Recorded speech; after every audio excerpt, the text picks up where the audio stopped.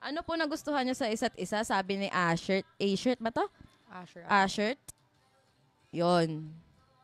Nagustuhan ko kay Anya, siguro yung ano, kung paano niya ako paano niya ako alagaan. Paano ba? Nalagaan ba kita? Hindi ko nga rin alam eh. Kung paano niya ako kung paano niya ipa-feel na love niya ako, gano'n. Kasi pagka kay Anya talaga, nafe-feel ko na parang special ako. Gano'n. How can you say so? Ha? Paano? Ano? Gusto ko specific. Kung paano. Na parang alam ko na pagkakailangan kita, nandyan ka. Kapag kumbaga, pag may umaway sa akin, naawayin mo din. Malamang naman nahayaan ko, di ba? Hindi, di ba? Parang pag may sakit ako, inaalagaan mo ko. Kahit kunwari, may shift tayo dito. Di ba? Magkaiba tayo lagi ng shift dito noon. Tapos, parang aalagaan mo ko. Lagi kang ganun. Pagka gutom ako. May sugat ako, bababa ako.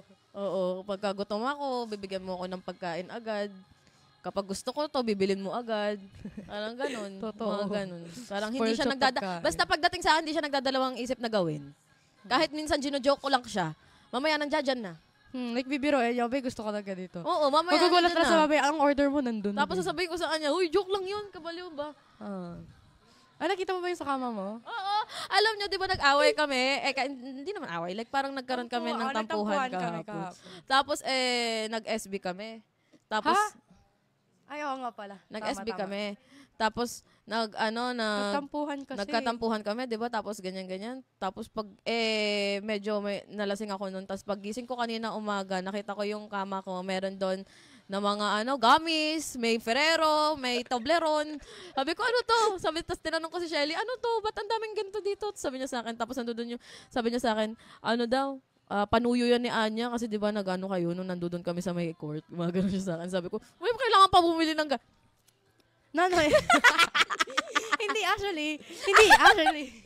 Actually, hindi lang siya panuyo. At the same time kasi, alam kong... Sabi sa akin, tapos sinabi pa sa akin ni Syra nung nasa may SB kami noon, sabi niya sa akin, huwag kang magalit kay Anya. Sabi niya sa akin, tulog talaga si Anya noon kanina. Alam mo ba, munti ka niya nang bilhin yung buong buong store kanina para lang makabawi sa'yo. Ganyan.